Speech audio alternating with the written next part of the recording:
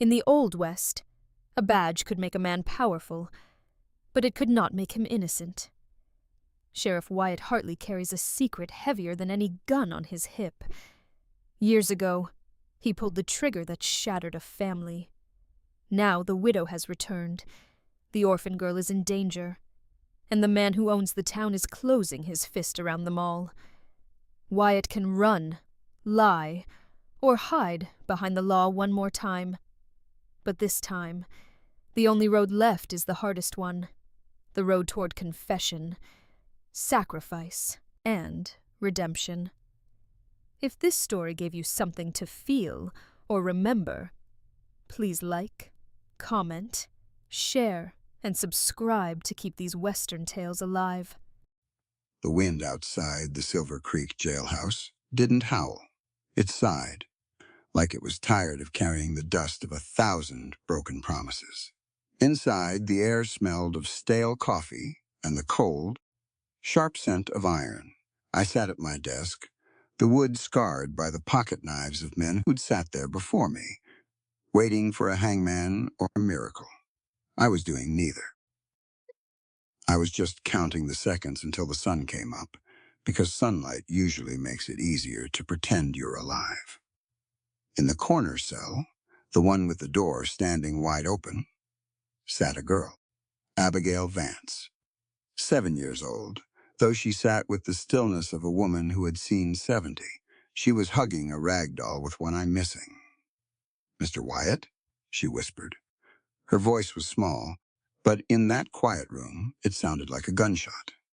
"Yeah, Abby? Where am I going when the wagon comes?" I stopped my pen. I didn't look at her. I couldn't. Fort Worth, they say, to the state home. "Silas Holt said I was a bad debt," she said, her voice trembling just enough to catch in her throat. "He said when a horse can't pull the plow anymore, you sell it for the hide. Am I a horse, Mr. Wyatt?" I felt a heat rise in my chest that had nothing to do with the potbelly stove. I stood up, the floorboards groaning under my boots, and walked over to her. I knelt down. I made sure my eyes were level with hers, because a man should never look down on a person he's trying to tell the truth to. "Listen to me, Abby," I said.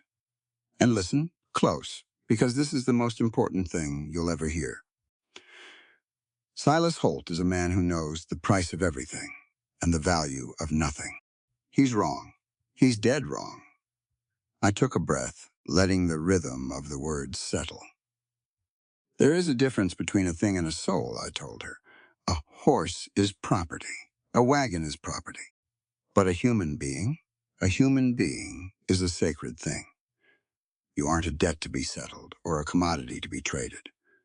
You have a right to your own life, Abby. You have a right to be safe, not because you're useful to someone, but because you exist. That's what we call a human right.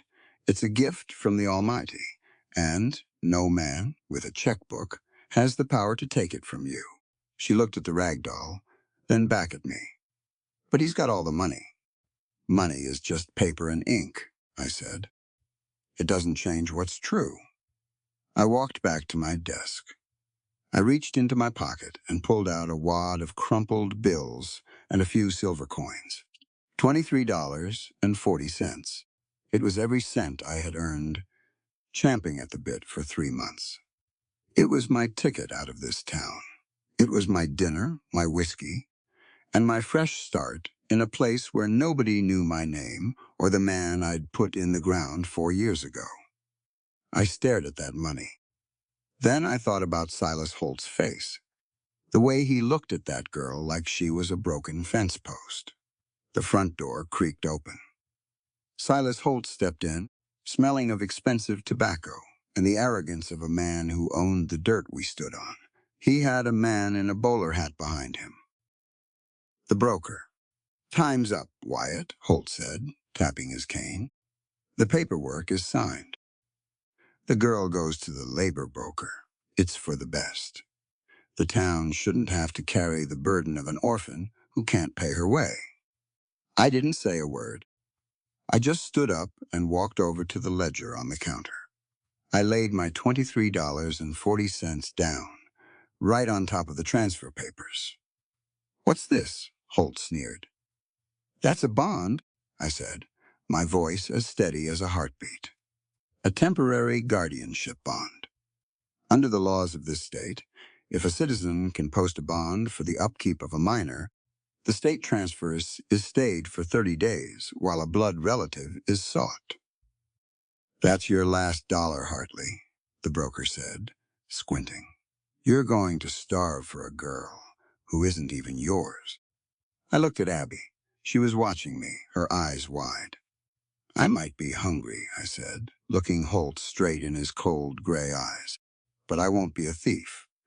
And that's what you're doing, Silas. You're trying to steal a person's dignity because she's too small to fight back.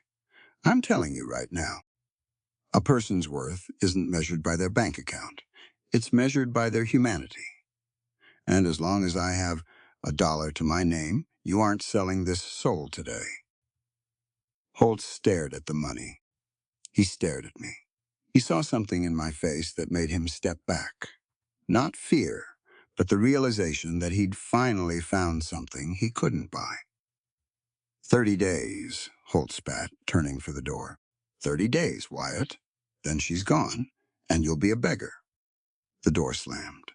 The room went quiet again. I sat back down. My pockets were empty. My stomach was already starting to growl. But for the first time in 4 years, the air in that room didn't feel so heavy. "Mr. Wyatt?" Abby asked from the cell. "Yeah, Abby.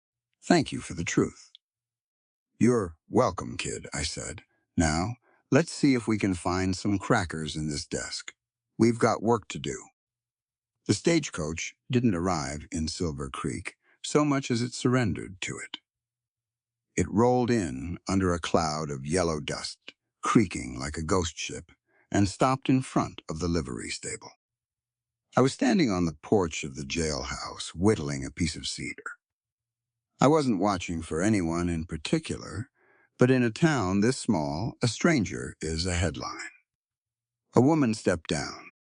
She wore a dress the color of wood smoke, travel-worn, but pressed stiff. She didn't look for a porter.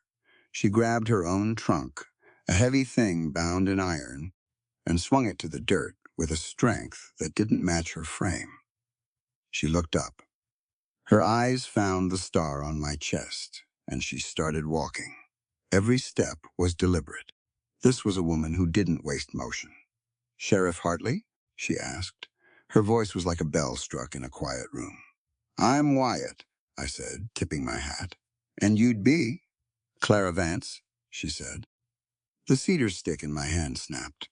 I felt a cold chill wash down my spine, the kind you get when the wind shifts right before a blizzard. Vance. The name I'd been trying to bury for 4 years had just walked off a stagecoach and looked me in the eye. "I'm here for my husband's effects," she said, "and I'm here for my daughter." I didn't answer right away. I couldn't. I just stepped aside and gestured toward the door. Abby was sitting on the floor by my desk, still drawing in the dirt with a stick. When she heard the door creak, she didn't look up, not at first. But then Clara spoke. "Abigail?" The girl froze. The stick dropped from her hand. She turned around, her eyes going wide, and then she let out a sound, a soft, broken sob, and ran. Clara met her halfway, dropping to her knees and pulling the girl into a grip so tight it looked like they were trying to become one person. I stood by the window and watched. I felt like a trespasser in my own office. After a long time, Clara stood up. She kept one hand on Abby's shoulder, a protective anchor. She looked at me, her gaze moving from my face to the empty pockets of my vest, then to the $23 still sitting on the ledger. "I heard what happened this morning," Clara said. "The boarding house lady told me while I was stretching my legs," she said. "A drifter sheriff spent his last cent to keep a child from a labor broker." "I did what was right," I said. Clara walked over to my desk. She didn't look at the money. She looked at us to flyers I'd been meaning to hand out. "It is more than just right, Wyatt," she said. Her voice was firm, teacher clear. "It is a matter of fundamental dignity. You see, the world wants to believe that some people are born to be masters and others are born to be tools. They think an orphan is just a cog in a machine. But they are wrong." She turned to Abby, then back to me. "I have been a school teacher for 10 years, Clara said, and if I've learned one thing, it's this. Literacy and education are not luxuries. They are human rights. When you deny a child the chance to learn, you are shackling their mind before they even have a chance to walk. Education is the great equalizer. It is the only way a person can stand on their own 2 feet and tell a man like Silas Holt no, and have the law actually mean something." I nodded. I liked the way she talked. It wasn't flowery. It was like a well-built fence, sturdy and straight. "Well," I said, clearing my throat, "I've got 30 days of guardianship. You being the mother, I reckon that changes the paperwork." "It doesn't change the danger," Clara said.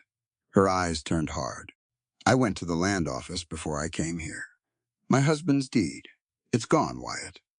The records have been scrubbed. Silas Holt says Julian owed him a debt that swallowed the land, the house, and everything in it. Julian Vance was a good man," I said. It was the hardest thing I'd ever had to say. "He was an honest man," she corrected. "And in a town owned by Silas Holt, honesty is an expensive habit. He wrote to me. He said he'd found something. Something about the silver mines. Something that proved Holt was stealing from the territory itself." I looked at the star on my chest. It felt heavy, like it was made of lead instead of tin. "I'm staying, Wyatt," Clara said. "I have no money to go back and no home to go to. But I have my books, and I have my daughter." "You can stay at the boarding house," I said. "I'll handle the town council." But Silas won't stop. He doesn't like losing, and he especially doesn't like losing things he thinks he owns. Clara sat down in the chair opposite my desk. She opened her iron-bound trunk and pulled out a book, a real one, with a leather cover. "Then we will give him a fight he isn't prepared for," she said.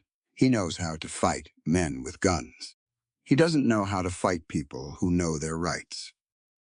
"Abby, sit. We're starting with the alphabet today." I watched them, the widow and the orphan. I was the man who had made them those things. And as I watched Clara point to a letter in that book, I knew I couldn't just be their protector. I had to be their accomplice. The next 3 days were a slow-motion collision. Every morning, Clara and Abby would walk to the jailhouse. Clara had taken it upon herself to civilize my office. She didn't use lace or flowers. She used order. She stacked my messy files. She wiped the dust off the law books I hadn't opened in a year.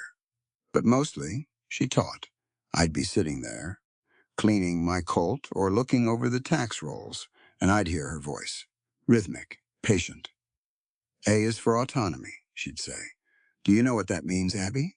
"No, Mama." "It means you are the master of yourself." Clara's voice would ring out. "It means no king, no sheriff, and no landlord owns your spirit. You have the right to choose your own path. That is the core of being a human being. We call it self-determination.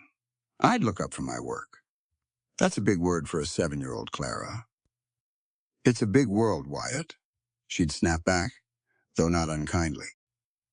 If she doesn't learn the big words, the men with the small hearts will use them to trick her. She was right. I knew that better than anyone. I spent my afternoons at the county records office, digging through the dust. I was looking for the 1874 files. My files. I found the ledger. It was a thick, leather-bound monster. I flipped to the month of September. There it was. My own handwriting. September 14, 1874. Incident at the Northridge mine. One suspect shot while fleeing, identified as Julian Vance. I stared at the ink. It looked so cold, so final. I'd written it as a deputy, barely 24 years old, believing every word Silas Holt had whispered in my ear. He's a thief, Wyatt. He's got a gun, Wyatt. Shoot before he kills a better man. I hadn't seen a gun that night. I'd seen a man running with a tin box. I'd seen a shadow, and I'd pulled the trigger because I wanted to be a hero. Looking for something, Sheriff? I jumped. Silas Holt was standing in the doorway of the record room. He looked like a vulture in a Sunday suit. Just checking some old boundaries, I said. Closing the ledger. I heard the widow is in town, Holt said. He walked closer, his boots clicking on the stone floor. A tragedy. Truly. But she's a dreamer, Wyatt. Just like her husband. She thinks she can keep that land. But the law is a cold mistress. It cares about signatures, not sentiment. The law cares about the truth, Silas, I said. Holt laughed. It was a dry, rattling sound. The truth is what the man with the pen says it is, and I've got a lot of pens. Don't get tangled up in this, Wyatt. You've got a good thing going here. Don't throw it away for a woman who will be gone by the first frost. He walked out, leaving the scent of peppermint and rot behind him. I went back to the jailhouse. Clara was gone, out getting supplies. Abby was sitting on the porch, waiting. I sat down next to her. I felt like I was made of glass. One wrong move and I'd shatter, and the shards would cut everyone around me. Mr. Wyatt? Abby asked. Did you really know my papa? The question hit me like a physical blow. I looked at the horizon, where the sun was dipping low, turning the Texas sky the color of a bruised plum. I saw him once, I said. My voice was thick. Was he brave? I thought of Julian Vance running toward the hills, not to save his life, but to save a box of papers that could protect his neighbors. Yeah, Abby, I said. He was the bravest man I ever met. Mama says bravery isn't about being loud, Abby said, swinging her legs. She says bravery is doing what's right when you're the only one doing it. She says that's called integrity. She looked at me then, her eyes so much like her father's it made my heart ache. Are you brave, Mr.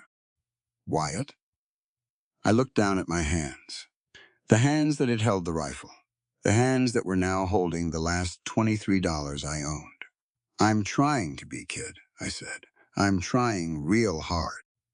That night, after Abby was asleep at the boarding house, I went back to the office. I pulled a hidden floorboard up under my desk. Inside was a small, locked iron box. I took the key from around my neck. I opened it. Inside was the report I had never filed. The real one.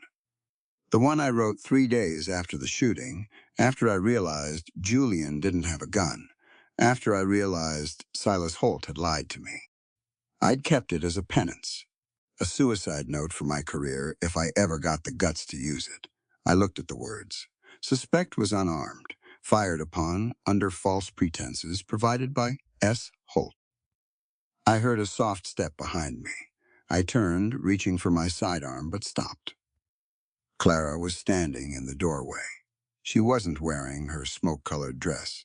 She had a shawl wrapped around her shoulders against the desert chill. She looked at the box. She looked at the paper in my hand.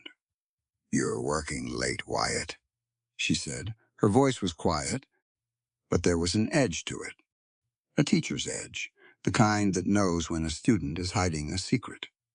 Just old business, I said, sliding the paper back into the box. Old business has a way of becoming new trouble, she said. She walked over and stood by the desk. Wyatt, I'm not a fool.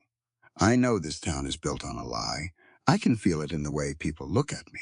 They pity me, but they're afraid of you. They should be, I said. No, she said, leaning forward. They should respect you because you represent the social contract. That is, the agreement we all make to live under the law so that the strong cannot simply eat the weak. When a sheriff hides things, the contract is broken.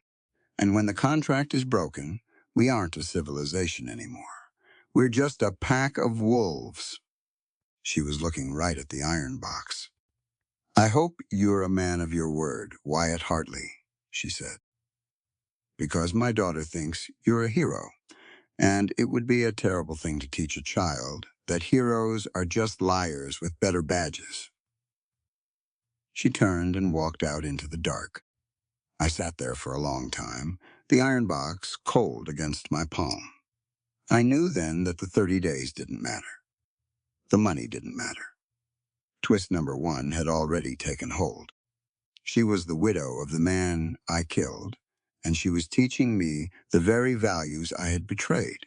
I wasn't just protecting an orphan anymore. I was protecting the evidence of my own soul's murder. And sooner or later, I was going to have to show her what was in the box. The road out to the Vance homestead was nothing more than 2 ruts carved into the limestone by Hope and heavy wheels. It was a long, hot haul, the kind of heat that makes the horizon shimmer like a spilled bucket of silver. I was driving the buckboard. Clara sat beside me, her back as straight as a lodgepole pine.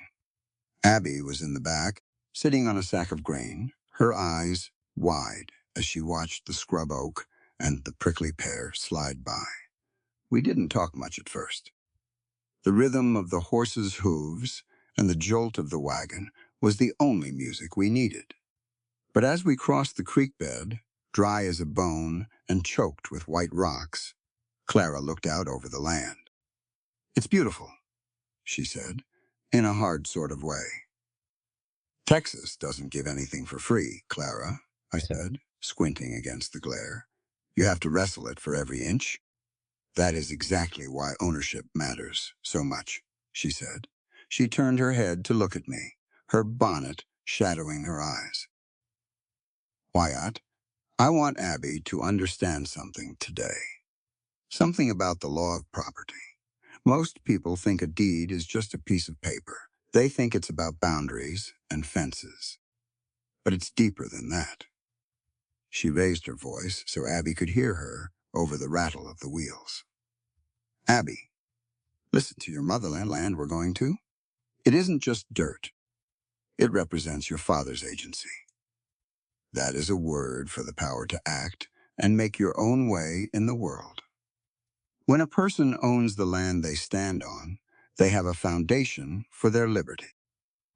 Without a place to call your own, you are always at the mercy of another man's whim. That is why we fight for the deed. We aren't fighting for the grass or the trees. We are fighting for the right to be beholden to no one but the Almighty." Abby nodded, gripping the side of the wagon. "Is that why Mr. Holt wants it, Mama? To take our power?" "Precisely," Clara said. "Tyranny always starts by taking away a person's ability to provide for themselves. If he owns the land, he owns the people on it. That is the lesson of history, and it's a lesson we are going to unteach him." I kept my eyes on the trail, but my heart felt like a lead weight. I knew that Julian Vance had died, trying to protect that very foundation, and I was the one who had helped Silas Holt tear it down. We reached the homestead an hour later. It sat on a rise, overlooking a valley, where the grass was a little greener, fed by a hidden spring.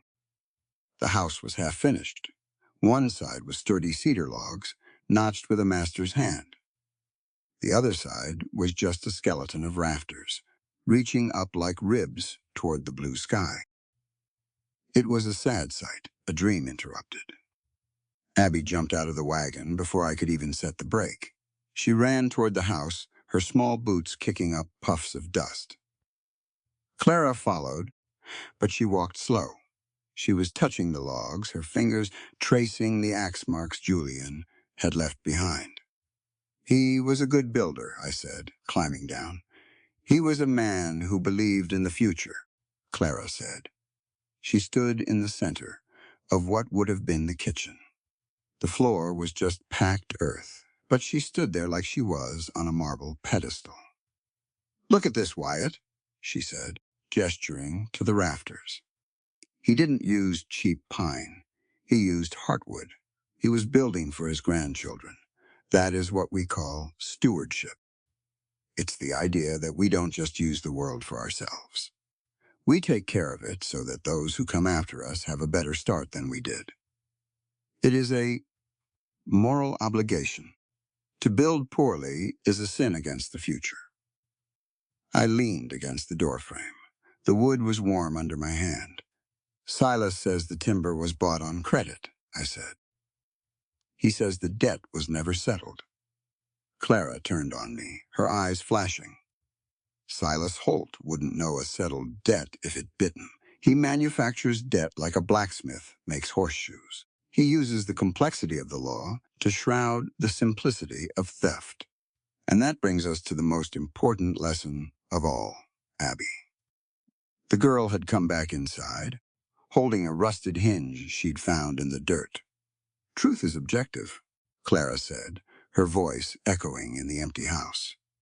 "That means the truth doesn't change just because a powerful man says it's something else.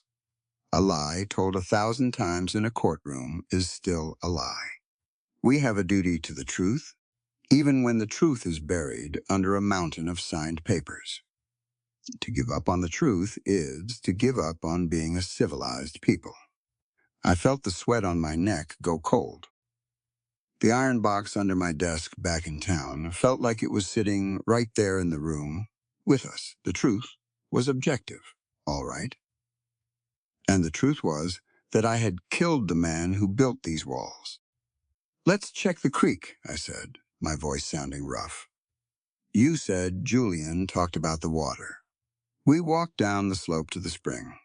It was a little oasis, a trickle of clear water bubbling out of the limestone, filling a pool shaded by a massive cottonwood tree. Abby knelt down and splashed her face. Clara stood by the water's edge, watching the ripples.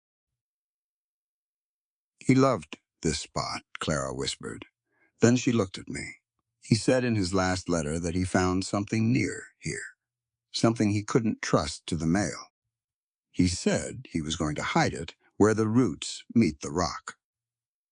I looked at the cottonwood tree. Its roots were like giant gray snakes, twisting deep into the limestone crevices near the spring. "The roots meet the rock," I repeated. I started looking. I wasn't just looking for a box anymore. I was looking for a way to breathe again. I spent an hour moving stones and poking into hollows while Clara watched the horizon and Abby played in the shallows. I didn't find anything. Not then. But as we were getting back into the wagon to head back to town, I looked back at the house. The sun was hitting those cedar logs, making them glow. "Clara," I said as I took up the reins. "Yes, Wyatt, you're right about the truth. It doesn't change. But sometimes a man gets so lost in the dark, he can't see the truth even when it's staring him in the face." She looked at me for a long beat. "Then he needs a light, Sheriff. And if he's brave enough to hold the light, he might find his way back." I clicked my tongue to the horses. We headed back to Silver Creek, leaving the half-finished house behind. But I knew one thing for certain. I wasn't going to let Silas Holt have that timber. I was going to find the roots, and I was going to find the rock, even if it meant I had to break my own heart to do it. Because Clara was right. You can't have a civilization if the stronger men are allowed to eat the weaker ones. And I was tired of being one of the teeth in Silas Holt's mouth. The morning light in Silver Creek didn't feel like a blessing. It felt like an interrogation. It was too bright, too early, and it showed every crack in the paint on the Main Street storefronts. I was sitting in my office, nursing a cup of coffee that tasted like burnt beans and regret. I had the old incident report open again. The one with Luther Crane's signature. Luther was the witness Silas Holt had produced out of thin air that night. I stared at that name, Luther Crane, a man who had vanished from the territory 3 weeks after Julian Vance was buried. I heard the bell over the door jingle. It wasn't Clara. It was Sam, my deputy. He looked at me, then at the ledger, then back at me. Sam was a man of few words, but he knew how to read a room. "You're digging in a graveyard, Wyatt," Sam said, leaning against the doorframe. "And the thing about digging in graveyards is that you eventually run out of dirt and start hitting bone." "I need to know why he was there, Sam," I said. "Holt told me Julian was a thief. But thieves don't build houses out of heartwood cedar. They don't write letters to their wives about the clarity of the water." "Holt's a snake," Sam agreed. "But he's a snake with a deed in his mouth. That's a dangerous kind of venom." I stood up and grabbed my hat. "I'm going to find Ezra Finch." Sam whistled low. "The old accountant? He's half mad and three-quarters drunk most days. Lives in that shack by the dry wash. He's the only one left who knew Silas's books before the fire of '75, I said. "I'm tired of being a man who just follows the trail. I want to see who's making the tracks." While I was heading for the wash, Clara was doing her own kind of hunting. She didn't have a badge, but she had a teacher's instinct for a lie. She had Abby in tow, holding her hand tight as they walked toward the outskirts of town. She found Ezra Finch sitting on a tilted crate outside his shack. He was a small, withered man who looked like he'd been left out in the rain and then forgotten in the sun. He was clutching a bottle of cheap rye like it was a holy relic. Clara didn't hesitate. She didn't look down at him either. She sat right down on the dust beside him. "Mr. Finch," she said, "I am Clara Vance, Julian Vance's widow." The old man flinched. He looked at her with eyes that were clouded by age and fear. "I don't know nothing about no Vance," Silas said. Silas said the books were closed. "Books are never truly closed, Ezra," Clara said softly. "They are just waiting for someone who knows how to read the language of the numbers." She looked at Abby, who was watching a lizard sunning itself on a rock. Then she looked back at Ezra. "Mr. Finch, I want you to hear something. It's a lesson I teach my students. I call it the doctrine of integrity. You see, numbers are supposed to be a reflection of the truth. When you add 2 and 2, the universe demands that it equals 4. If a man in power says it equals 5, he isn't just making a mistake. He is committing an act of violence against reality itself. When we allow the records of our lives to be forged, we lose the ability to trust one another. And without trust, there is no community. There is only a master and his slaves." Ezra took a shaky pull from his bottle. "Silas, he made the numbers lie. He'd create a debt where none existed. He called it management. I called it theft by ink." "Was Julian Vance in debt to him?" Clara asked, her voice as steady as a surgeon's hand. Ezra looked around, making sure the wind wasn't listening. "Julian found out about the silver, ma'am. Holt was skimming from the territorial taxes. He was claiming the mine was dry while shipping bars out through the back pass. Julian had the receipts. Real ones, not the ones I cooked for Silas." "So Julian was a witness," Clara whispered. "He was the only man who could hang Silas with a pen," Ezra said, his voice cracking. "So Silas decided to hang him with a gun. He lured him out to the mine that night. Told him he'd trade the land deed for the receipts. But he didn't send a trade. He sent the sheriff." Clara felt the world tilt. She looked at the horizon where the heat was shimmering. "He used a man's sense of duty to kill a man of honor," Clara said. "That is the greatest sin of all. To turn the law against the innocent." I reached Ezra's shack 10 minutes after Clara left. I found the old man staring at the bottle, but he wouldn't talk to me. Not a word.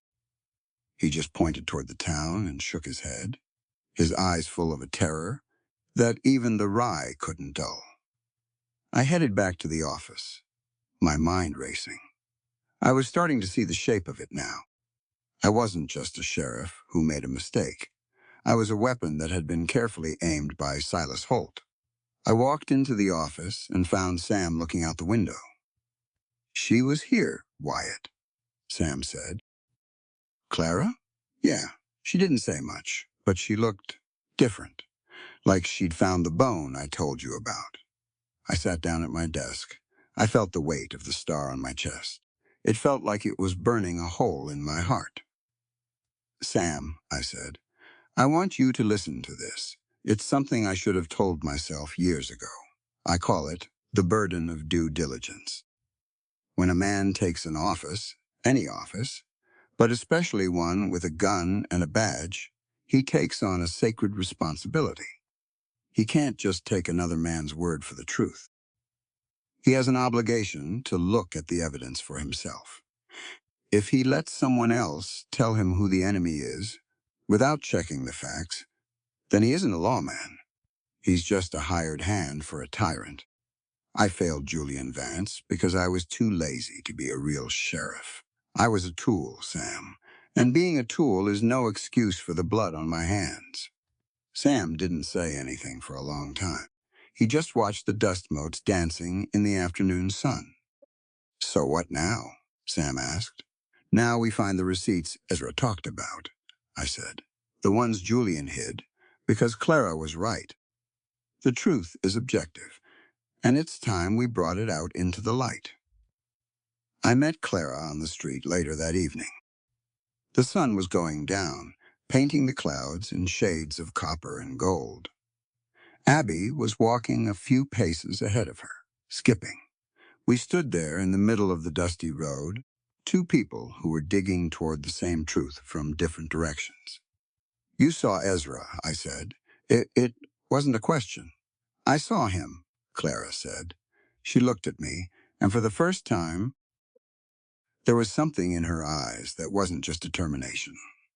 It was a cold, sharp assessment.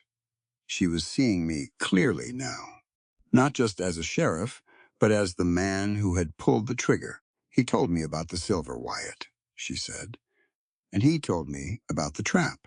"I know," I said. I didn't look away. I didn't defend myself. I just stood there and took it. "There is a concept in education," Clara said, her voice low and rhythmic. "It's called culpability. It means that we are responsible for the outcomes of our actions, even if our intentions were misled. A teacher who teaches a lie is still responsible for the ignorance of her students. A lawman who fires on a lie is still responsible for the life he takes. You can't hide behind Silas Holt's malice, Wyatt. You have to own what you did." "I do own it, Clara," I said. "I've owned it every night for 4 years. And I'm going to own it until Silas Holt is behind bars and you have your land back. That is my penance." "Penance doesn't bring back the dead," she said. "No," I agreed, "but it can protect the living." We stood there for a long beat, the silence of the desert settling around us. We were both looking for the same thing, the box Julian had hidden, the roots, and the rock. "We're going back out to the homestead tomorrow," I said. "We are," she said. "Clara," I said as she started to walk away. She stopped. "I'm going to find it. I'm going to find the proof he left. And then I'll be whatever the law says I should be. I won't run from it." She looked back at me, her face half hidden in the shadows of the evening. "I don't care if you run, Wyatt," she said. "I just care that you stand. Because right now, standing is the only thing that separates you from the man who gave the order." She turned and walked away, her heels clicking on the wooden sidewalk. I stood there in the dust until the stars came out, feeling the cold air on my face. I knew then that the next few days were going to change everything. Twist number 2 had been revealed. The debt was a lie, the shooting was a setup, and the man I was supposed to be was finally waking up. It was a painful birth, but as I looked up at the vast, uncaring Texas sky, I knew it was the only way to save the orphan, the widow, and what was left of my own soul. The truth was out there, and tomorrow we were going to dig it up. The air in Silver Creek was changing. It wasn't just the season, though the mornings had a sharper bite, and the coyotes were singing earlier in the draw. It was the feeling in the streets. People were looking up more, watching, waiting to see if the sheriff and the widow were going to collide or coalesce. I found myself walking the long way to the livery stable most mornings. That route took me past the old community hall. Since the town's regular teacher had taken to her bed with a fever, Clara had stepped into the gap. She didn't ask for permission. She just opened the doors and lit the stove. I stopped by the window one Tuesday. I stood in the shadows of the porch, out of sight. I just wanted to see her in her element. Inside, the room was full of children, different ages, different sizes. Some were in clean linen. Others had the dust of the sheep pens still on their boots. Clara was standing at the front, holding a handful of dried corn kernels and a small wooden box of dirt. "Now, class," she said. Her voice carried through the glass, clear and rhythmic. "I want you to look at this seed. It is hard. It is dry. It looks like a pebble. But inside is a blueprint for something bigger than all of us." She tucked a seed into the dirt. "This is the principle of nurture," she told them. She looked at every face in that room. "You see, a seed in a pocket stays a seed. But a seed in the right soil, given a little water and a lot of patience, becomes a harvest. Knowledge is the same way. It doesn't grow overnight. It grows in small, steady increments. If you are lazy with your mind, your future will be a desert. But if you nurture your curiosity, you can grow a forest where there was once only dust. That is your duty to yourselves, to never stop tending the garden of your own intellect." I stood there for a long time, just watching her move. She had a way of commanding a room without ever raising her voice. It made me realize how loud I'd been living, how much I'd relied on the iron on my hip to do the talking for me. That evening, Sam caught me at the office. He was cleaning his boots, his face unreadable. "Dinner's at 6, he said. "Whose dinner?" "Mine," Sam replied. "My wife, Sarah, made a pot of stew, and she invited Mrs. Vance and the girl. I figure, if you're going to be a guardian, you ought to learn how to pass the salt without looking like you're reaching for a peacemaker." I wanted to say no. I wanted to stay in the office and stare at the iron box until the sun went down. But Sam was my brother in arms, and Sarah was the only woman in town who wasn't afraid of me. I arrived at Sam's little house on the edge of town at 5 till. I'd washed the trail grit off my face and put on a clean shirt. I felt like a fool. Clara and Abby were already there. Abby was sitting on the rug, helping Sam's youngest daughter tie a bow on a cornhusk doll. Clara was in the kitchen, handing plates to Sarah. They were talking and laughing. It was a sound I hadn't heard in years, not in a place that felt like a home. We sat down to eat. The smell of beef and rosemary filled the room. It was warm. The lamplight was soft. For the first 20 minutes, the conversation was stiff. I sat there like a man made of stone. Clara was polite, but guarded.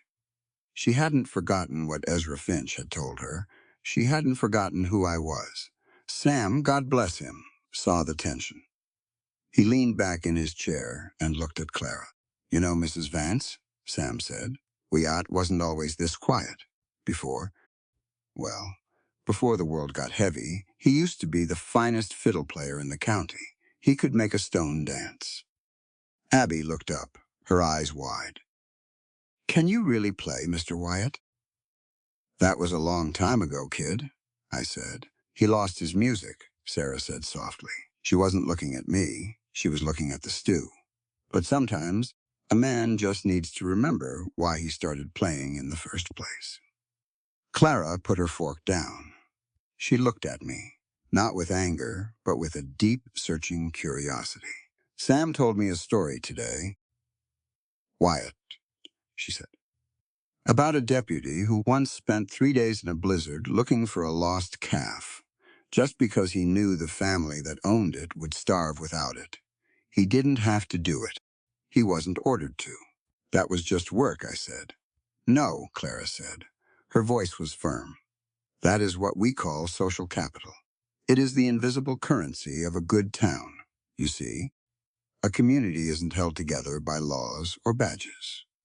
It's held together by the small, unrequired acts of kindness that prove we belong to one another. When you went out into that storm, you weren't just saving a calf. You were investing in the trust of your neighbors. A man who only does what he is ordered to do is a machine. A man who does what is right because it is right, that is a neighbor. And a town without neighbors is just a collection of buildings. I felt the heat in my face. I looked at Sam, but he was busy buttering a piece of cornbread. The point is, Clara continued, you have spent a lot of time lately acting like you don't belong to anyone. But Abby thinks you belong to us. And I think you're starting to believe it too. The room went quiet. Not an awkward quiet, but a heavy one. The kind of silence that comes when someone speaks a truth you weren't ready to hear. After dinner, I walked Clara and Abby back to the boarding house. The moon was a sliver of white against the velvet black of the Texas night. Abby was exhausted. She'd been running around with Sam's kids all evening, and her little legs were giving out. Halfway down the street, she stumbled. I reached down and picked her up. She didn't fight it. She just leaned her head against my shoulder and tucked her thumb into her mouth. She was light, so much lighter than the guilt I'd been carrying. We reached the porch of the boarding house. I handed the sleeping girl to Clara, but Clara paused. She's heavy when she's dead to the world like this, I whispered. I've got her, Clara said. She looked at me in the moonlight. The shadows made her eyes look like deep wells. Thank you, Wyatt, she said. It was the first time she'd used my name without a title, without Sheriff or Hartley. Just Wyatt. It sounded different coming from her. It sounded like a promise. You're welcome, Clara, I said. She started to turn toward the door, but then she stopped. She looked back over her shoulder. Wyatt? Yeah? I want to tell you one more thing. Something about the responsibility of care. When a person takes a life under their wing, whether it's an orphan or a broken town, they aren't just doing a favor. They are accepting a sacred trust. You don't get to walk away when it gets hard. You don't get to hide behind your mistakes. You have to stay and finish the work. Because a heart that is halfway in is a heart that isn't in at all. She didn't wait for an answer.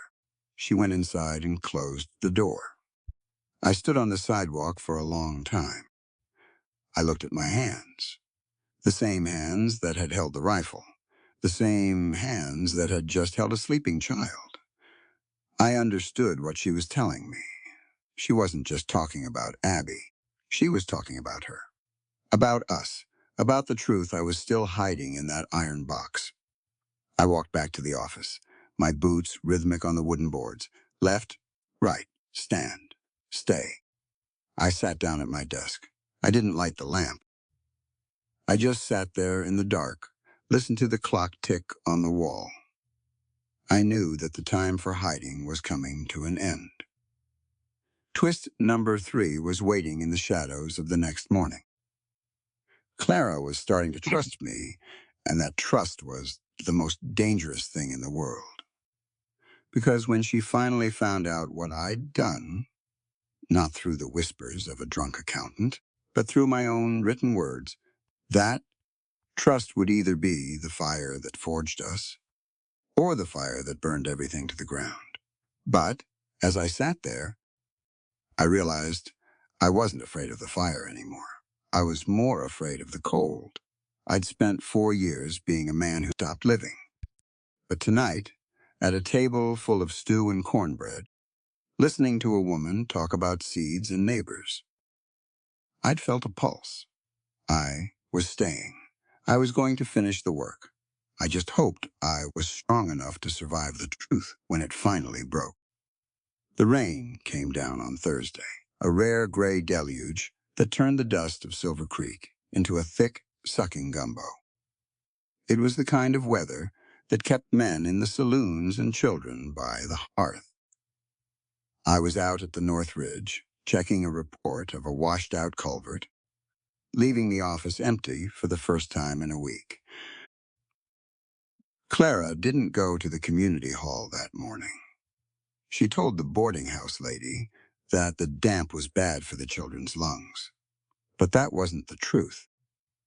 The truth was that the missing pages from the land ledger were keeping her awake at night. She had a teacher's mind, one that couldn't rest until the equation was balanced.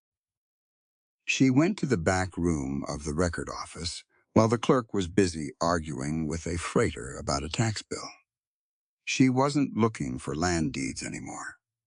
She was looking for the box Sam had mentioned once, the classified incident reports. From the year the silver boom peaked, she found it under a stack of old census forms. A heavy tin box, locked with a simple latch. Inside, the papers smelled of damp and old sins. She flipped through the files. Names she didn't know, drunken disorderlies, horse thefts, and then a blue folder. September 14, 1874. She opened it, her breath hitched. There, in a hand she had come to recognize, the same steady, blocky hand that had signed Abby's guardianship papers, was a report. Suspect Julian Vance. Fired upon while fleeing, one shot to the chest. Fatal. Beneath it, a second document. An order to seal the file. To move it from the public eye. Signed, Deputy Wyatt Hartley. Clara sat on the floor of that dark room, the rain drumming on the tin roof like 1,000 accusing fingers. She didn't cry. She wasn't a woman who used tears to bridge the gap between shock and understanding. She just stared at my name, the man who had spent his last dollar for her daughter, the man who had sat at Sam's table and talked about neighbors, the man who had pulled the trigger that ended her world. I walked into the office 2 hours later, dripping wet and shivering. I was thinking about the stove. I was thinking about seeing if Clara wanted to go for a walk once the rain let up. I stopped dead. Clara was sitting in my chair. She wasn't teaching. She wasn't cleaning. She was sitting perfectly still, her hands flat on the desk. Between them lay the blue folder. The silence in the room was so thick it felt like I was underwater. I didn't try to hide it. I didn't try to kick the drawer shut. I just stood there, the rainwater pooling around my boots, and looked at the evidence of my own damnation. It's a long way from a lost calf in a blizzard, isn't it? Wyatt, her voice was a whisper, but it cut deeper than a Bowie knife. Clara, I started. Don't, she said, standing up.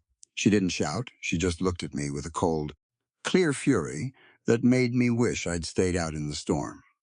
I've been sitting here for an hour, Wyatt, looking at this paper, trying to find a way to make it make sense. I thought about Silas Holt. I thought about Ezra Finch. I thought about the lies they told. But they didn't sign this. She tapped the paper. You killed him, you shot him, and then you buried the truth under a classified stamp so you could keep wearing that star. You didn't just take his life. You stole his story. I leaned against the doorframe. My legs felt like they were made of sand. I was a kid, Clara. I believed what I was told. That is no excuse for a man of the law, she said. She stepped toward me, and I had to fight the urge to flinch. Wyatt, listen to me. This is what I want you to understand. We call it the integrity of the public record. It's a foundational principle of a free society. You see, a record isn't just a piece of paper for the archives. It is the memory of the people. When a man in power decides which truths are public and which truths are sealed, he is playing God with the lives of his neighbors. He is deciding who gets to be remembered as a hero and who gets forgotten as a suspect. When you signed that order to hide this report, you committed a crime against the very concept of justice. You turned the law into a shield for your own shame. I did it because I was ashamed, I said. My voice sounded like it belonged to someone else. I realized he was unarmed 3 days later. I went to Holt, and he told me that if I opened my mouth, the town would burn. He said the silver was more important than one man's name. I was a coward, Clara. I hid because I didn't want to lose the only thing I had left, the badge. And what did that badge cost? She asked. It cost Abby 4 years of wondering why her father never came home. It cost me 4 years of thinking Julian had abandoned us for a dream that didn't exist. You let us live in a shadow so you could stand in the light. She picked up the folder. Her hands were shaking now, just a little. Abby thinks you're a good man, she said. She looks at you, and she sees a protector. She calls you Mr. Wyatt, like it's a title of honor. How am I supposed to look her in the eye tonight? How am I supposed to teach her about truth when the man who saved her is the man who broke us? I'm the same man I was yesterday, I said, though even I didn't believe it. No, Clara said. Yesterday, you were a drifter who made a choice to be better. Today, you're just a man who's been caught. There is a world of difference between a confession and a discovery, Wyatt. One is an act of courage. The other is just an act of survival. She walked past me toward the door. She stopped at the threshold, the rain misting her hair. I'm taking Abby to the boarding house, she said. I'm staying until the 30 days are up because I have nowhere else to go. But don't come for dinner, and don't look for us. You have the star, Wyatt. You have the badge. I hope they're enough to keep you warm, because you've lost everything else. She stepped out into the rain. I watched her go until she was just a dark shape in the gray. Then she was gone. I walked over to the desk and sat in the chair she'd just left. It was still warm. I looked at the blue folder. I looked at my signature. Clara was right. I'd spent 4 years pretending the record was just paper. But the record was a mirror. And for the first time in a long, long time, I was looking at exactly what I was. I sat there until the lamp flickered and died. The rain stopped, but the cold stayed. I understood the lesson, the integrity of the public record. It wasn't about the ink. It was about the soul of the community. If the people couldn't trust the words written by the man with the star, they couldn't trust the law itself. And if they couldn't trust the law, then everything we'd built in Silver Creek was just a house of cards waiting for the wind. I reached out and touched the star on my chest. It felt cold. It felt heavy. It felt like a lie. Twist number 3 had broken me.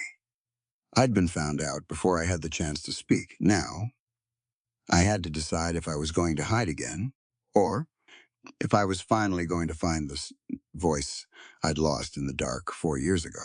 But as I looked at the empty chair across from me, I knew one thing. The 30 days were still counting down. And I wasn't going to let Silas Holt win just because I was a man who deserved to lose. The night didn't bring any relief.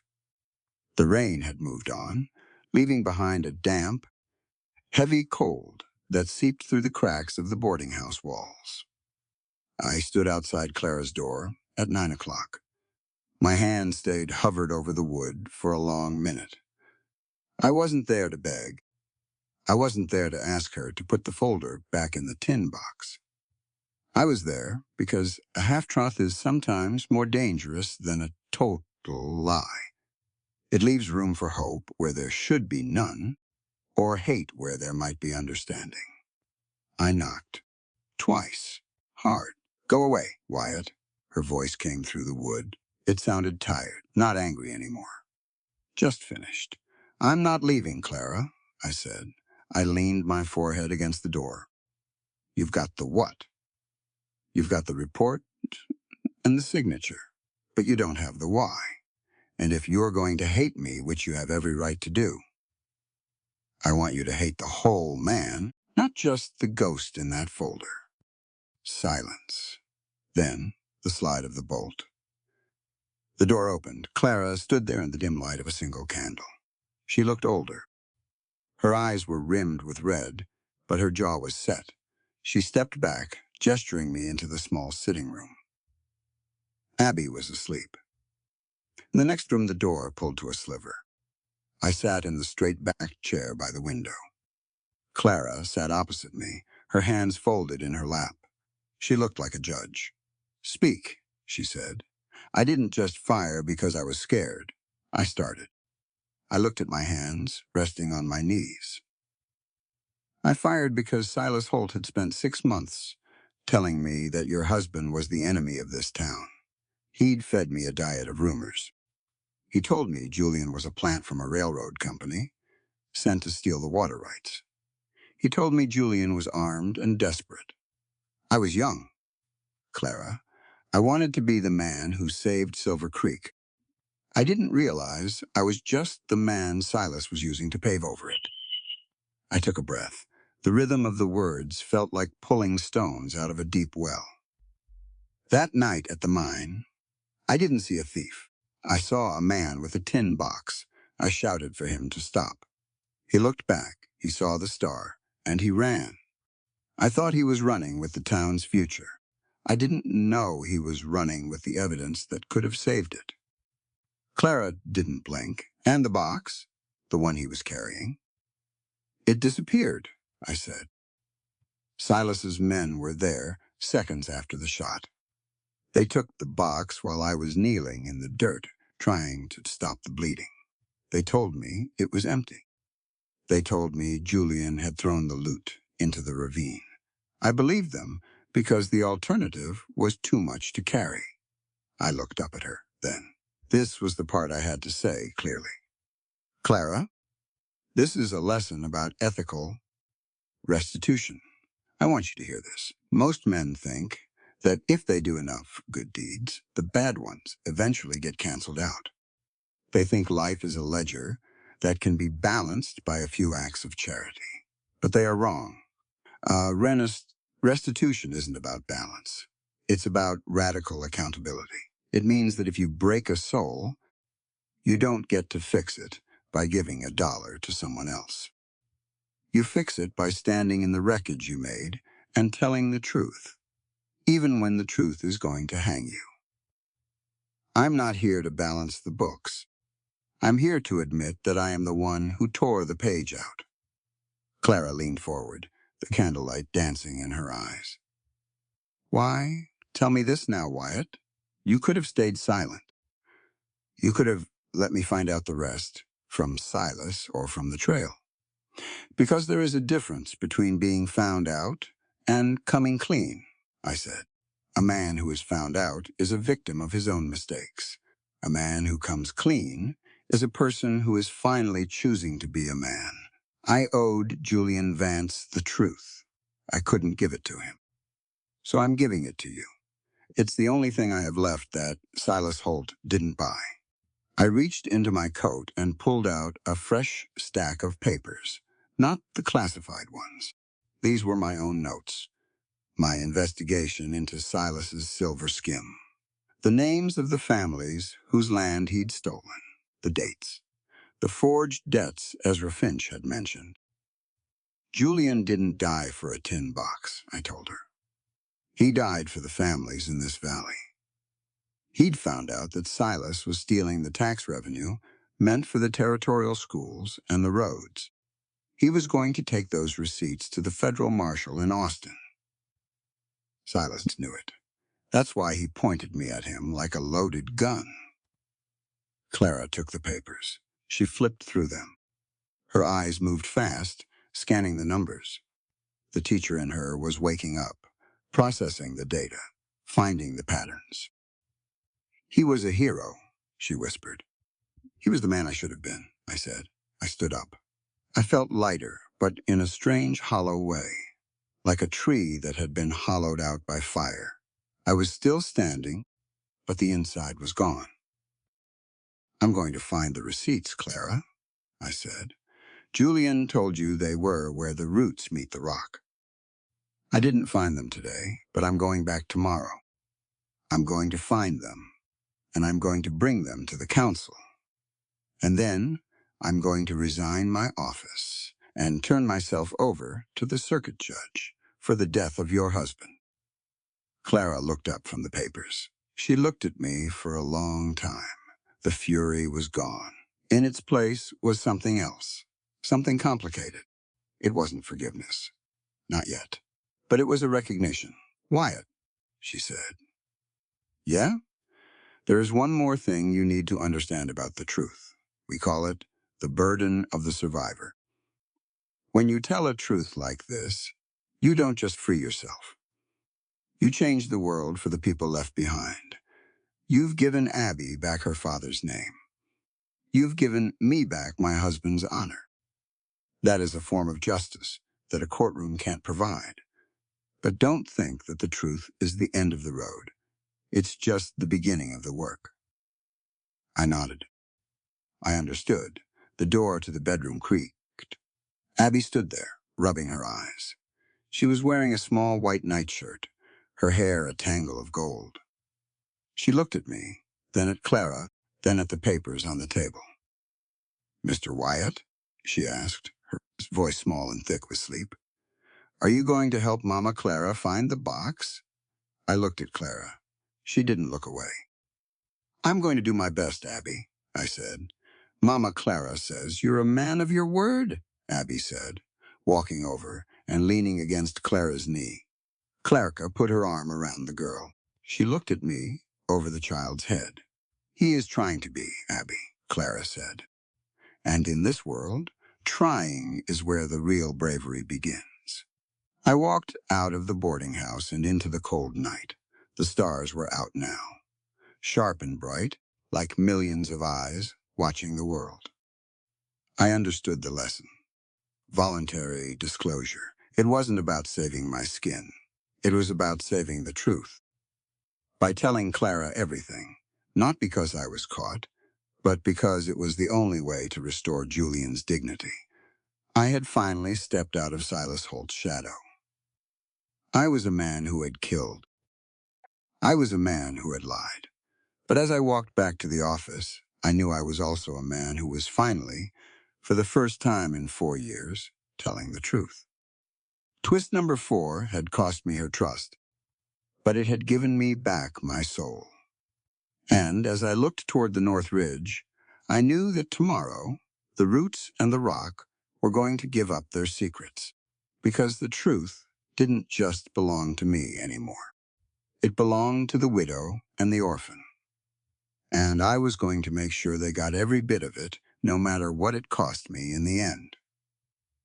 The dawn didn't break over Silver Creek so much as it bled into it.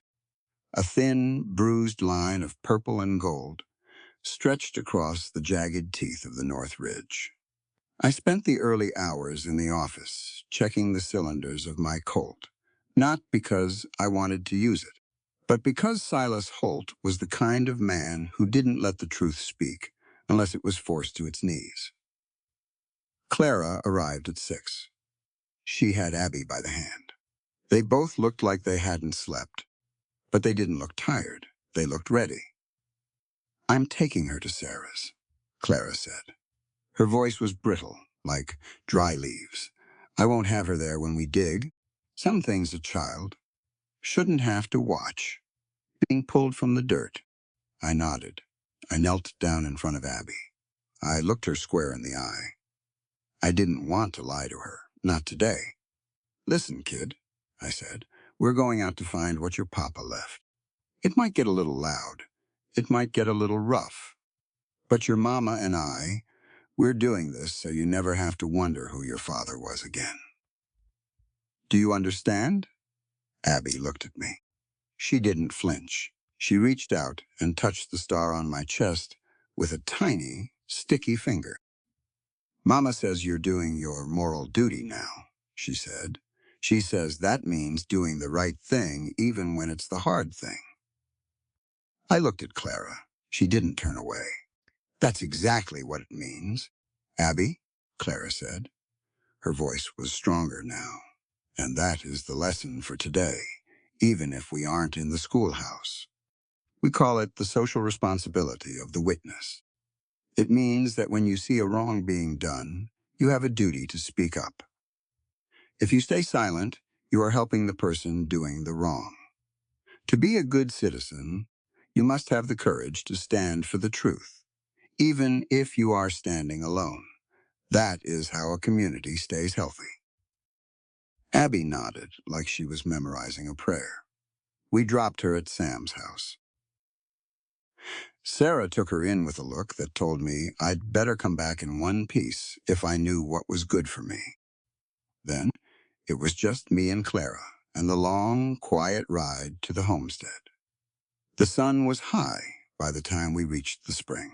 The cottonwood tree stood like a sentinel, its leaves shimmering in the heat. The half-finished house sat on the hill, watching us. It felt like the land was holding its breath. I went straight to the spring. I looked at the roots. I looked at the rock. He said, "Where the roots meet the rock," I muttered. I started moving the limestone chunks. My hands were soon covered in white dust and red clay. Clara stood by the water's edge. She wasn't helping with the stones. She was watching the road. Her teacher's eyes were scanning the horizon for the dust cloud that meant Silas Holt was coming. I dug for an hour. My back ached. My pride ached. Then, my shovel hit something that didn't sound like stone. It was a dull, hollow thud. "Clara," I breathed. She was beside me in a second. I pulled the dirt away with my bare hands. There it was, a heavy tin box wrapped in oilcloth. I pulled it out. It was cold from the spring water. I sat back on my heels. I looked at the box. I looked at the widow of the man who had buried it. "Open it," she whispered. I cut the cloth. I lifted the lid. Inside wasn't silver. It wasn't gold. It was paper, thick stacks of it, tied with butcher's twine. There was a ledger, and there were letters. I picked up the ledger. I flipped the pages. I saw the names. Miller, Thompson, O'Malley, Hernandez. These were the families Silas Holt had squeezed out over the last 5 years. Next to each name was a column of numbers, the real numbers. The actual tax payments Julian had tracked. "He did it," I said. My heart was thumping against my ribs. "Clara, he didn't just find out about the silver skim. He'd been documenting every single land theft Silas orchestrated. He was building a case for the federal marshal. He was protecting the entire valley." Clara took a letter from the box. It was addressed to her. She read it silently, her lips moving with the words. Tears finally broke. They traced paths through the dust on her cheeks. "He knew," she said, her voice trembling. "He wrote here that Silas had threatened him. He said he knew the risk. But he wrote, 'Clara, a man who sees a crime and does nothing is a man who has already lost his soul.' I am doing this for Abby. I want her to grow up in a world where the law belongs to the people, not to the man with the deepest pockets." She looked at me. She held the letter to her chest. "Wyatt," Listen to his words, she said. She was looking at me, but she was talking to the world. This is what we call civic courage. It is the willingness to risk your own safety to protect the common good. Julian understood that a society cannot survive if we only look out for ourselves. We have an obligation to protect the rights of our neighbors as if they were our own. Because when one man's rights are stolen, every man's rights are in danger. That is the cost of freedom. It requires us to be brave when it matters most. I stood up. I felt the weight of that box. It felt heavier than my rifle. It was the weight of 7 families' futures. We have to get this to Austin, I said. You aren't going anywhere, Sheriff. The voice came from the top of the rise. I didn't have to look to know who it was. Silas Holt stood there. He had 2 men with him. They were holding Winchesters. Silas walked down the slope. He looked at the box in my hands. He looked at Clara. He didn't look like a vulture today. He looked like a man who was done playing games. I told you to leave it alone. Wyatt, Silas said, I told you the widow was trouble. The only trouble here is you, Silas, I said. I didn't reach for my gun. I just held the box. Julian Vance left a record. A real one. Every family you robbed is in here. Every bar of silver you stole from the territory is accounted for. Silas sneered. A dead man's notes? Against my word? In this county? I own the judge, Wyatt. I own the land. And after today, I'll own that box. He nodded to his men. They leveled the rifles. Clara didn't move. She didn't hide behind me. She stepped forward. She stood right beside me, her shoulder touching mine. You don't own the law, Silas, Clara said. Her voice was like a bell. The law is an idea. It is a promise we make to one another. You can kill people, and you can burn papers, but you cannot kill an idea once it has taken root in a community. Watch me, Silas said. Silas, look at me, I said. I took a step toward him. I wore this star because you told me it meant something. I killed a man because I thought I was protecting this town. I was wrong. I was a tool, but a tool can be turned. And today, I'm turning the law back on you. I reached into my pocket. I didn't pull a gun. I pulled a badge. A different one. Sam isn't at home with the kids, Silas, I said. He's at the telegraph office. He's been sending my reports to Austin for 3 days. And he's waiting for the territorial rangers to arrive at the town line. Silas's face went pale.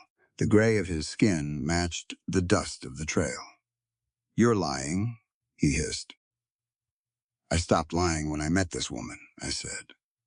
Clara taught me about the rule of law. Do you know what that means, Silas? It means that the law applies to everyone, especially the people in power. It means that your money doesn't make you a king. It just makes you a citizen with more to lose. And today, you're losing it all. The sound of horses came from the road. Not 2 horses, a dozen. Silas looked back. The dust cloud was huge.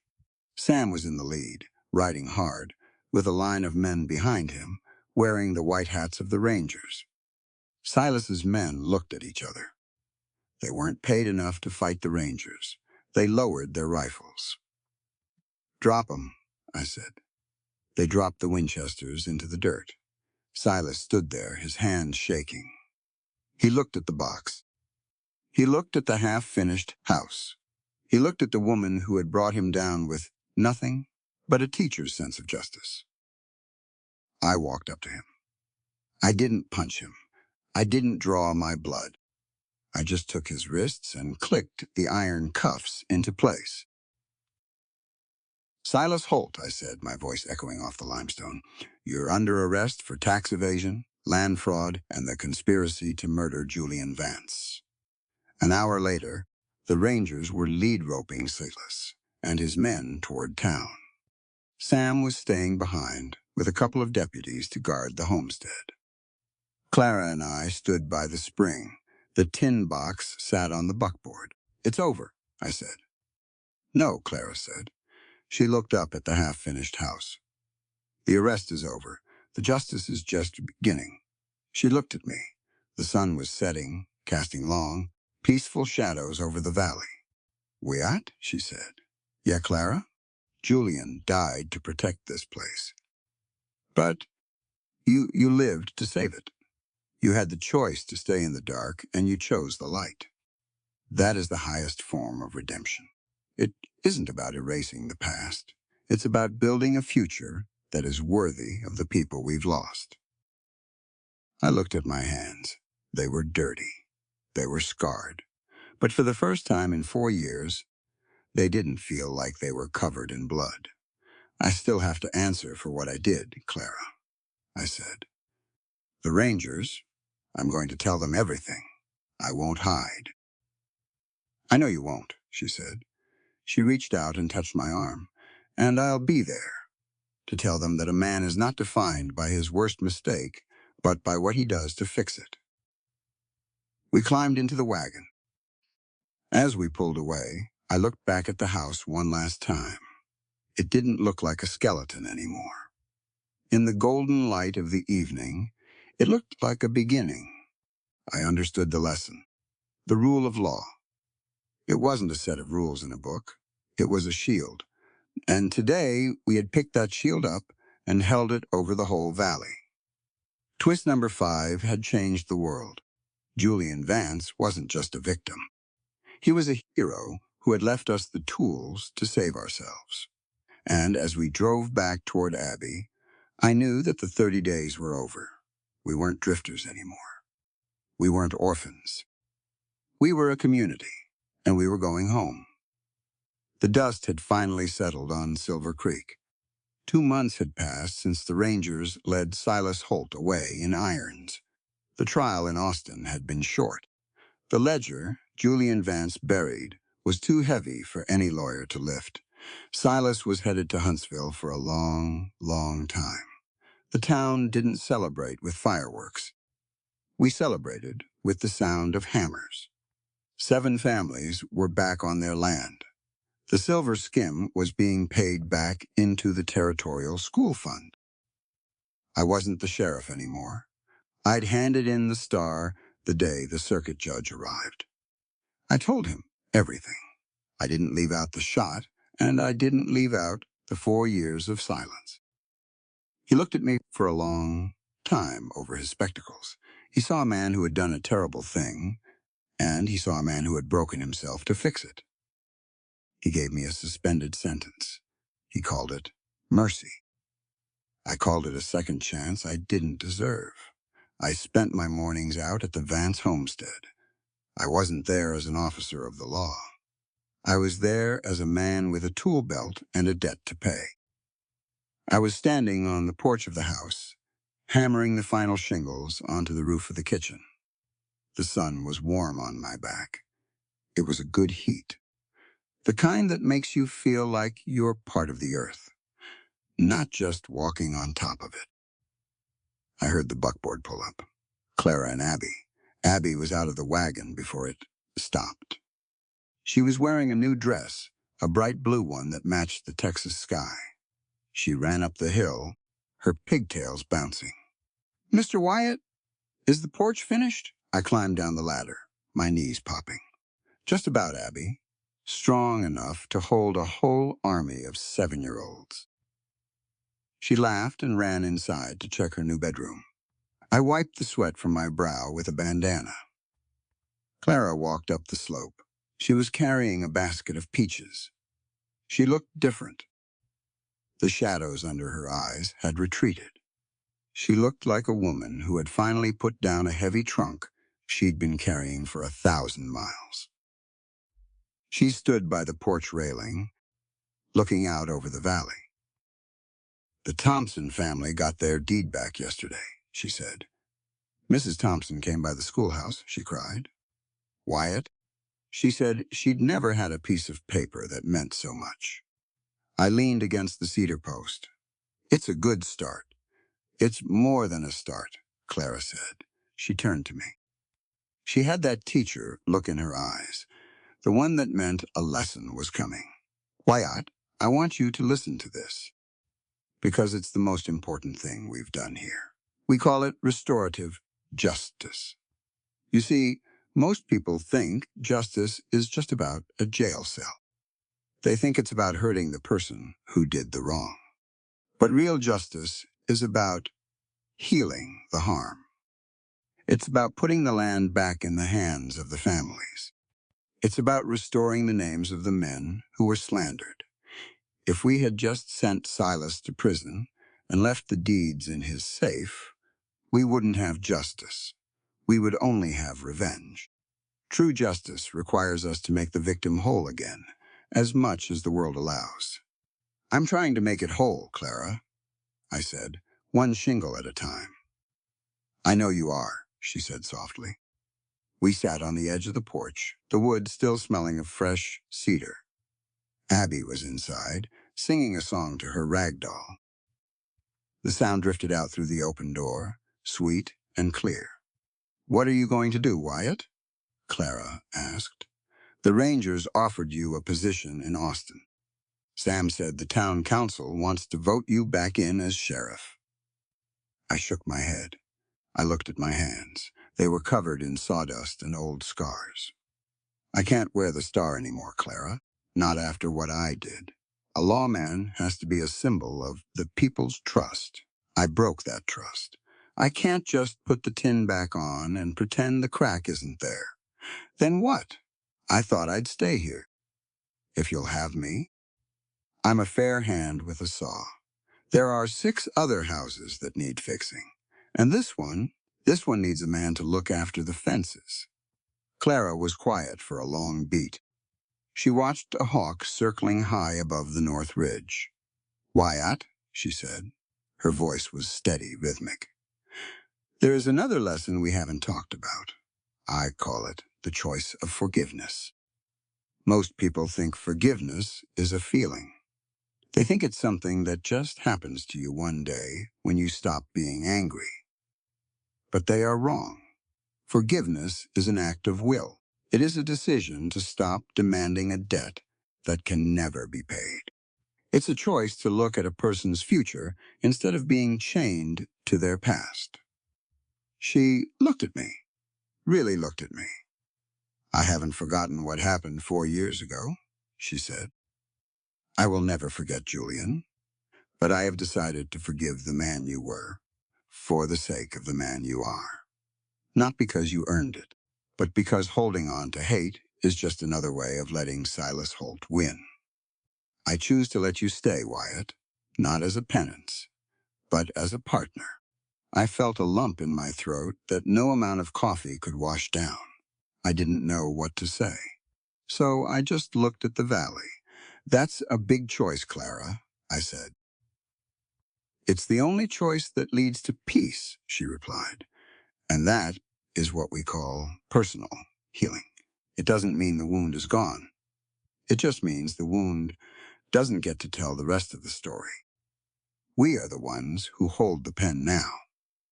As the sun began to dip behind the north ridge, the valley turned a deep, glowing orange. It was that golden hour when everything looks like it's made of light. Sam rode out from town. He didn't have his badge on, either. He was just a friend. He joined us on the porch, sitting on the top step. Council met today, Sam said. They voted to rename the North Ridge Pass. They're calling it Vance Pass now. Clara closed her eyes for a second. A single tear escaped, but she wiped it away quickly. That's right, she said. That's exactly right. And they voted on something else, Sam continued. They're building a proper library, using the silver money Silas donated.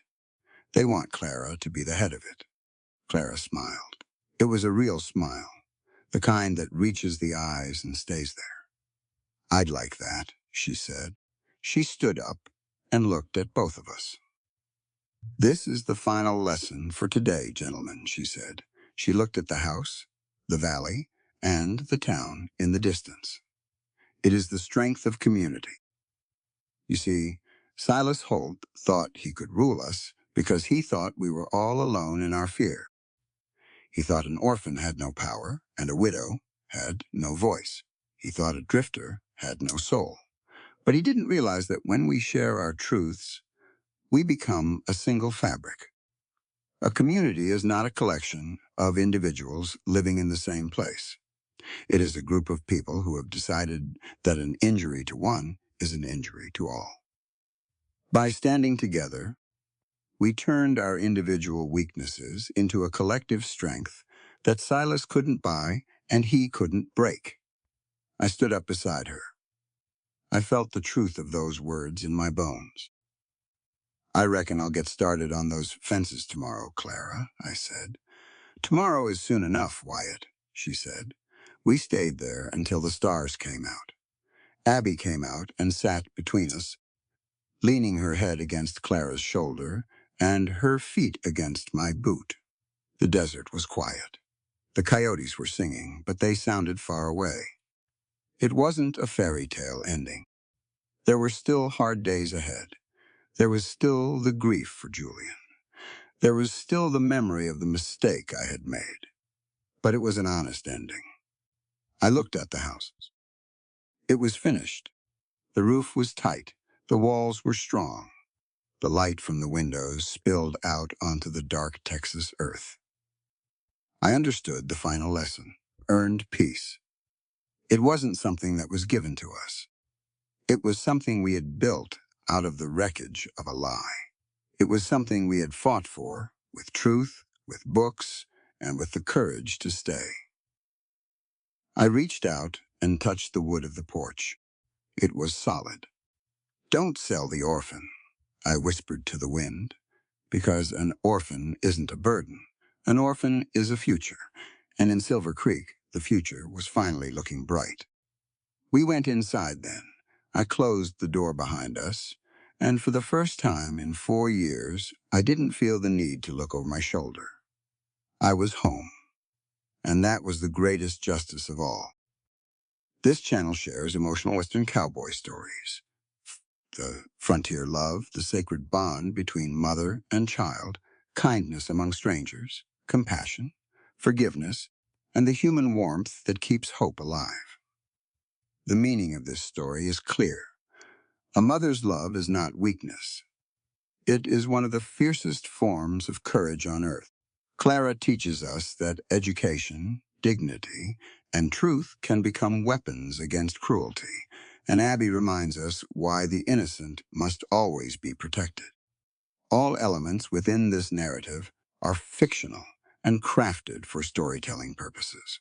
The author bears no intention of referencing real people, cultures, or events in a literal sense. Readers are encouraged to engage with the work as a piece of creative expression rather than documented reality. In the end, this story leaves us with a truth as wide and unforgiving as the western sky. A man is not measured only by the mistake that broke him, but by the courage he finds when the time comes to make things right. Sheriff Wyatt Hartley could not undo the shot he fired, and he could not give Clara back the husband she lost, or Abby the father she deserved. But he could stop running from the truth. He could stand before the people he had failed, confess what he had hidden, and use the rest of his strength to protect the living. That is the heart of redemption. It is not a clean road, and it does not erase the scars left behind. Redemption asks a person to face the wreckage, speak the truth, accept the cost, and still choose to build something better.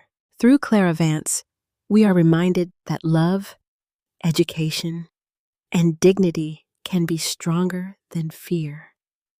She had no fortune, no army, and no power in the eyes of men like Silas Holt.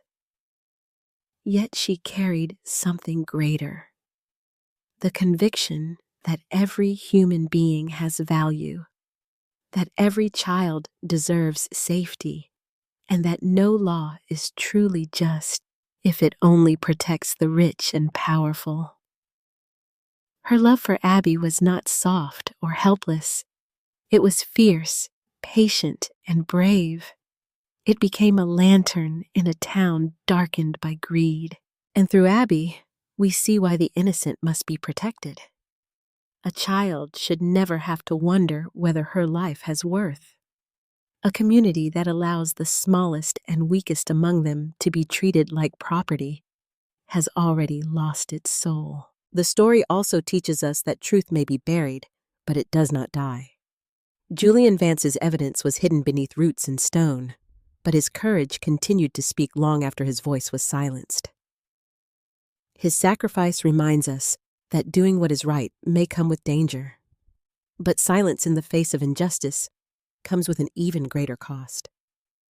When good people look away, cruel people grow stronger. But when even one person chooses to stand, others may find the courage to stand beside them. And perhaps the deepest lesson is this: real justice is not only about punishing the guilty. Real justice is about restoring what was stolen, healing what was broken, and giving dignity back to those who were denied it. Silver Creek was not saved by a gunfight alone. It was saved by truth, by confession, by a mother's love, by a child's hope, and by a broken man's decision to finally become honest. That is what makes this Western tale more than a story of dust, badges, and outlaws. It is a story about humanity. It reminds us that compassion is not weakness, that mercy is not forgetting, and that even in the hardest land, the human heart can still grow something good. May this story stay with you as a reminder to protect the vulnerable, honor the truth, and never underestimate the power of one brave choice. Because sometimes the greatest victory in the West is not drawing the fastest gun, but finding the courage to do what is right when it costs everything.